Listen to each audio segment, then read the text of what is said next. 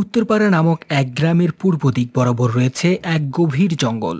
সেই জঙ্গলের পাশেই বাস করে পরশ, পরশের বউ, সুজন ও শাপলারা। পরশকে গ্রামের সকলেই গেদু বলেই ডাকে। গেদু একজন ফুল ব্যবসায়ী।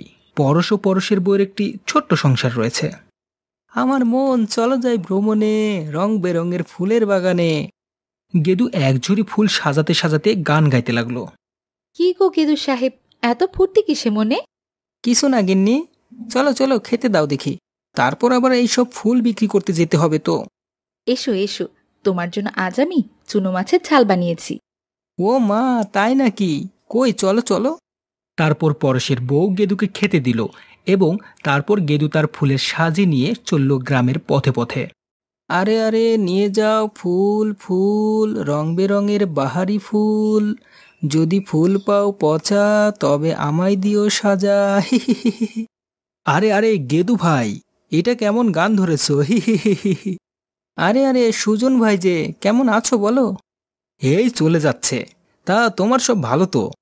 হ্যাঁ হ্যাঁ, ভালো ভালো। আচ্ছা আমি আসি, এই ফুলগুলো বিক্রি করে ফিরতে হবে আবার। তারপর পরশ সুজনকে বিদায় জানিয়ে আবারও চলে গেল। যেতে যেতে সে শাপলার বাড়ির সামনে গিয়ে পৌঁছলো। ফুল আছে ফুল, গোলাপ হোক বা গাধা, কিংবা চাও যদি ফুলের মালা। গেদুর গলার আওয়াজ শুনে শাপলা তার বাড়ি থেকে বেরিয়ে এলো। এই যে শুনছেন, ফুলওয়ালা। হি হি হি হি হি, বলো কি, ফুল নেবে? শাপলাকে দেখে গেদুর মনে কেমন লাড্ডু ফুটতে থাকলো। আরে ও ফুলওয়ালা, আমায় কিছু গাঁদা ফুল দাও না। এক্ষুনি দিচ্ছি, এই নাও বাঘিনী। Thank you. তোমার কত হলো গো? তোমার জন্য মাত্র 20 টাকা। এই নাও। Okay bye. প্রতিদিন এসে এইভাবে আমাকে ফুল দিয়ে যাবে, কেমন? শাপলার কথা শুনে পরশ আর কিছু বলতে পারল না। সে যেন লজ্জায় লাল হয়ে গেল।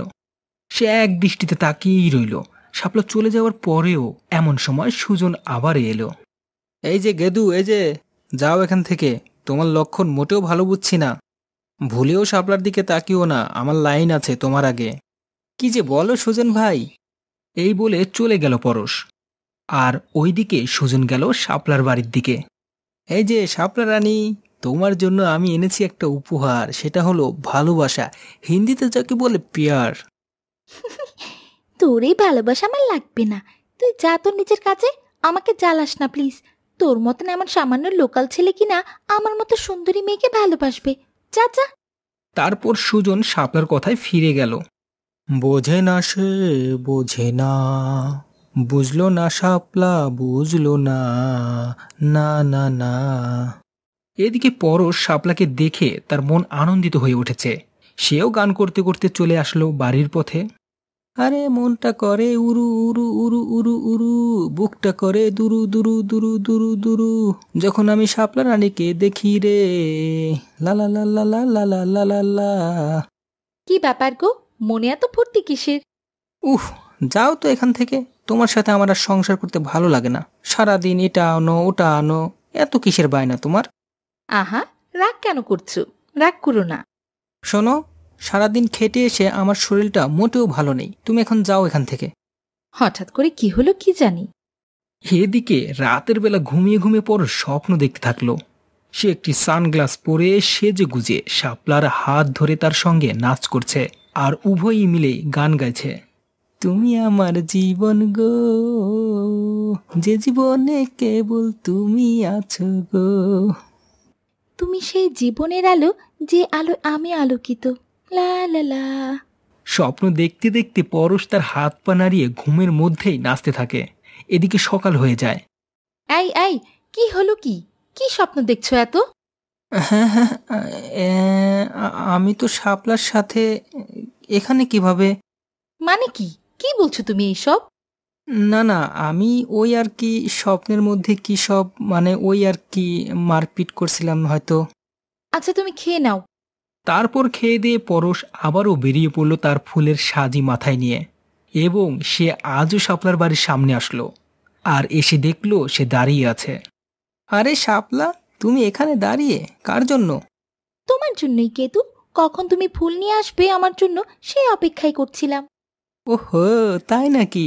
এই নাও নাও, তোমার জন্য আজ আমি তাজা লাল লাল গোলাপ এনেছি। দাও তবে।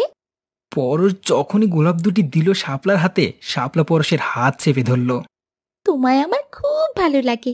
গেদু, আমাকে বিয়ে করবে?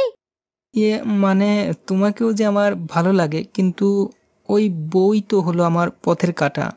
আচ্ছা, তুমি চিন্তা করো না গেদু, আমাকে বিয়ে করে দেখো, সব ঠিক হয়ে যাবে। তখন ও আর কিছুই করতে পারবে না আমাদের।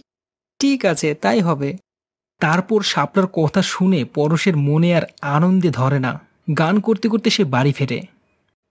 মনের দরজা খুলে দিলাম শাপলা এসো চলে, তোমার জন্য আমি রয়েছি গোলাপ হাতে দাঁড়িয়ে। কি ব্যাপার বলো তো, এত শাপলা শাপলা করছো যে? ইয়ে মানে, এই যে শোনো, তোমাকে আমি ডিভোর্স দিয়ে শাপলাকে বিয়ে করব। এটা তুমি কি বললে? হাই রে হাই, আমি এখন পুরনো হয়ে গেলাম তাই না? আমি আর কিছুই শুনবো না, তুমি কালই বাপের বাড়ি চলে যাও। তার পরের দিন সকালে পরশ বিয়ে করতে চলে শাপলাকে বর এর সাজে সেজে। ওদিকে শাপলাও কনে সেজে বসে রয়েছে। শাপলা, ও শাপলা, দেখো আমি এসে গেছি। গেদু, কি সুন্দর দেখাচ্ছে তোমাকে। এদিকে সুজন পরশকে বরের বেশে যেতে দেখে তার মনে সন্দেহ জাগে। আরে আরে, ঘরে বউ থাকতে এরকম বরের বেশে পরশ আবার চলল কোথায়? ব্যাপারটা দেখতে হচ্ছে। আগে যাই, ভাবিকে খবরটা দিয়ে আসি। তারপর সুজন চলে যায় পরশের বউয়ের কাছে। ভাবি, ও ভাবি, কি ব্যাপার বলো তো? পরশ ওভাবে বরের বেশে চলল কোথায়? আহ, আর বলো না ভাই, সে নাকি শাপলাকে বিয়ে করে নিয়ে আসবে। এখন আমি কি করি? হোয়াট? আমার শাপলাকে ওই গেদু বিয়ে করবে? এ আমি কিছুতেই হতে দেব না। আমি এখনই যাচ্ছি। এই বলে সুজন ছুটল শাপলার বাড়ির দিকে। বন্ধ করো, বন্ধ করো এ বিয়ে। এ বিয়ে হবে না। শাপলা, আমি তোমায় ভালোবাসি। আর পরশের তো বউ আছে, ও তোমাকে কেন বিয়ে করছে? তুমি এখানে আবারও এসেছো? তুমি চলে যাও এক্ষুনি। গেদু, দেখ গেদু, তুই কিন্তু কাজটা ভালো করছিস না। এদিকে পরশের বউও ছুটে আসতে থাকে গেদু ও শাপলার বিয়ে বন্ধ করার জন্য। পথে তার সুজনের সঙ্গে দেখা হয়। সুজন ভাই যে, তুমি গিয়েছিলে বুঝি ওখানে? ওদিকে বিয়ে শুরু হয়ে গেছে, আর আমার শাপলা হাতছাড়া হয়ে যাবে। তোমার গেদুও তোমার হাতছাড়া হয়ে যাবে।